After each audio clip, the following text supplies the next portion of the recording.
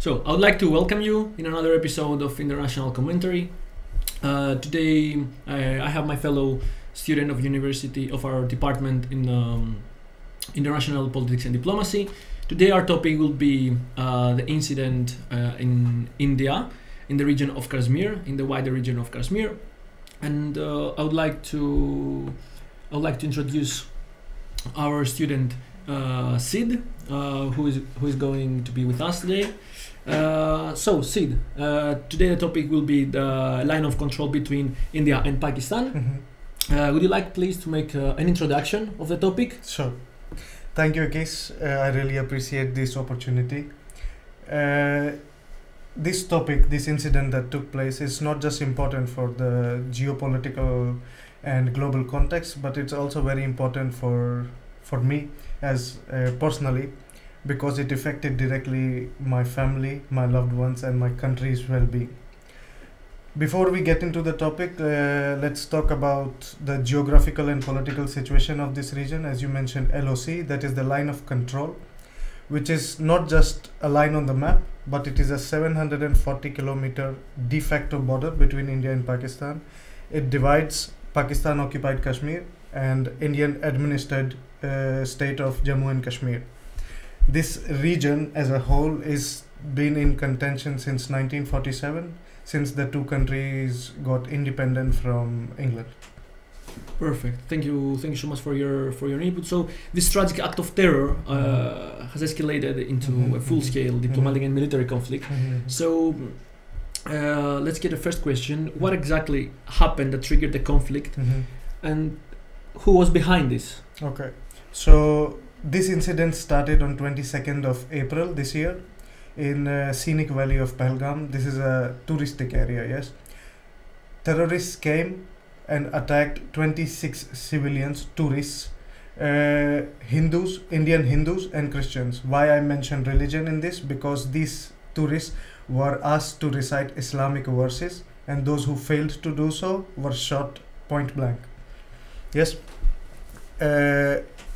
There were 25 Indian men. One of them was Nepalese, and one of them was Muslim. In fact, one of the riders who tried to snatch the Kalashnikov from one of the terrorists and was shot dead on this moment.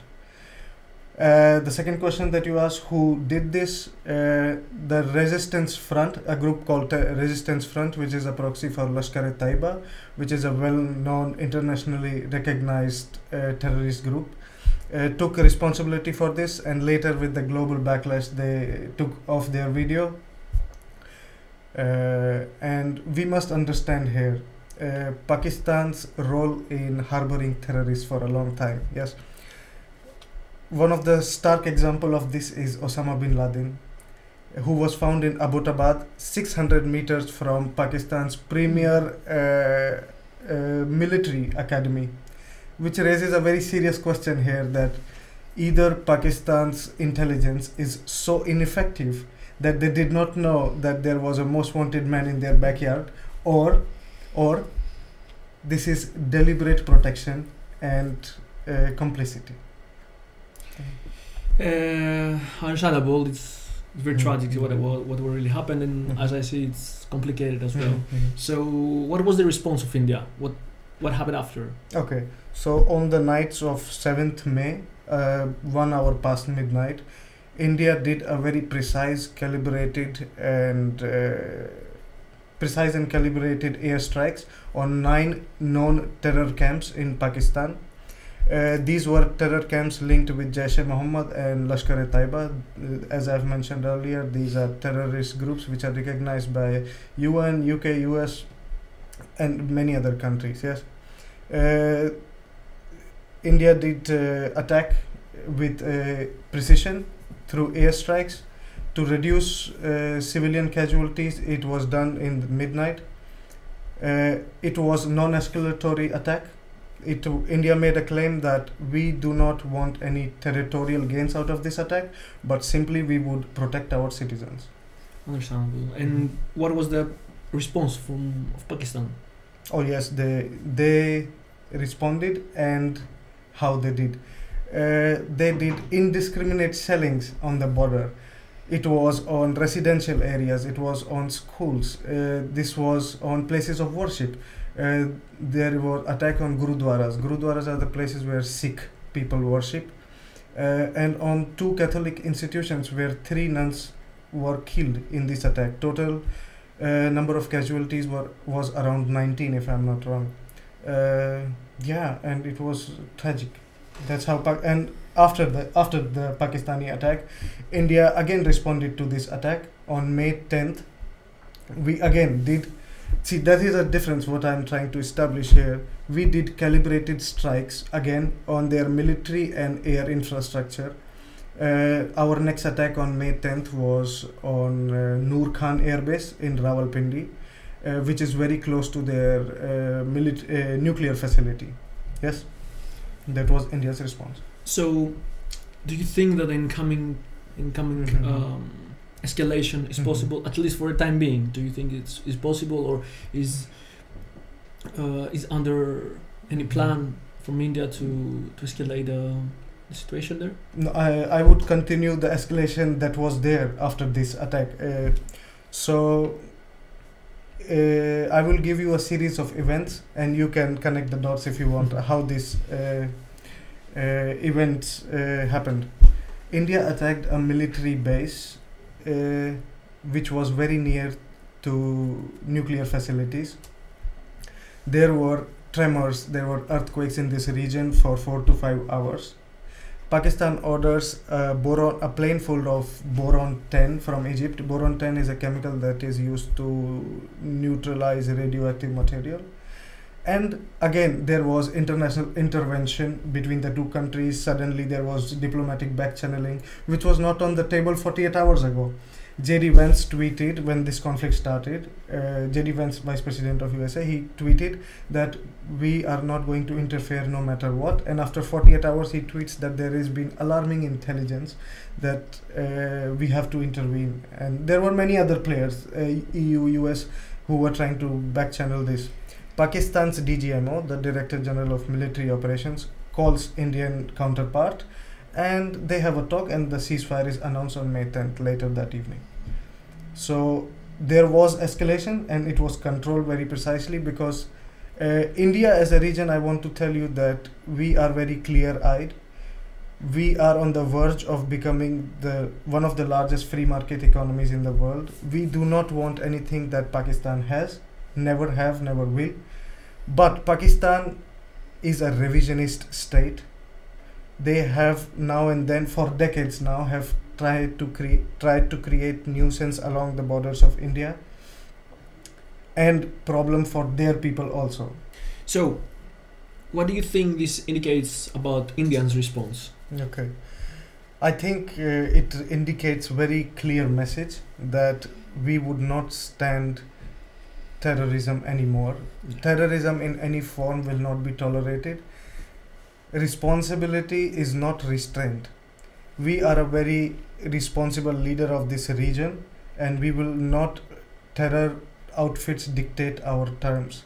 They cannot just come in, create psychological warfare in our territory, to create communal violence, to create communal tensions between Indian Muslims and Indian Hindus. I will tell you, in this region, in Kashmir, the population is overwhelmingly Muslim. What happened in next 48 hours? What was all of this state was in mourning.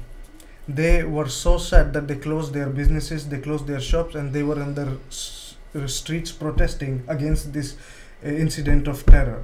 They are completely against these kind of incidents because it harms their economy. They are tourist. This is a touristic region. Imagine what will happen for them in next 6 months or 1 year. They are completely out of business right now. India as a whole, we stand against terror.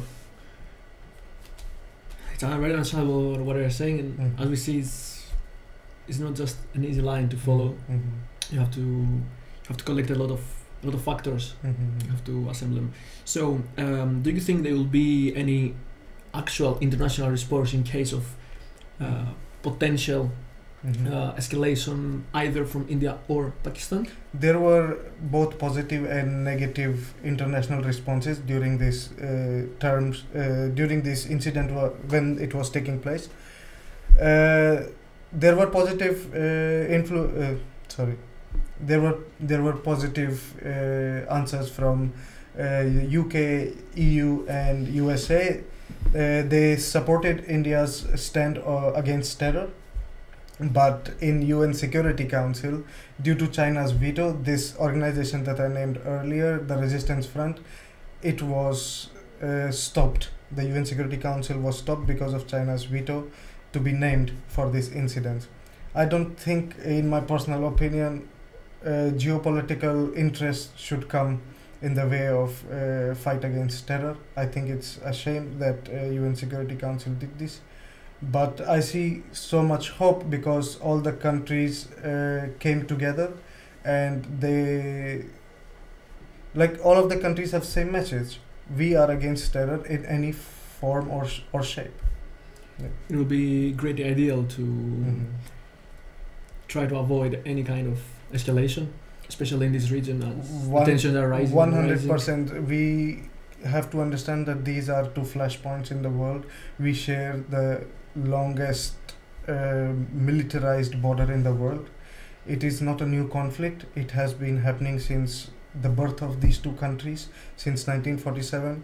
But both countries have made clear choices in what kind of powers they want to be. India is a status quo power. Pakistan has showed now and then that they are a revisionist power. Pakistan has clear two choices right now. Either they go and be a proxy for terrorist organizations, or choose to accept that there is a problem and stop living in denial. And what would be your final thoughts about the incident, probably some future predictions? My final thought is, of course, about peace. In these regions, you cannot develop economically unless you have peace. Be it Hindus, Sikh, Christian, Muslims, it does not matter what your religion is. At the end of the day, if you are able to feed your family, if your children are educated, if you have enough schools and hospitals in your region, that is the only way you can progress. No amount of religious massacres like this, no amount of terrorism will solve your real day-to-day problems. So, message from me is sustain peace, and let's fight against terror, all of us. Correct. I would like to thank you for your valuable insight, and we hope that an escalation will be prevented. So thank you also for being with us today. That was the international commentary about India, and see you in the next episode. Thank you.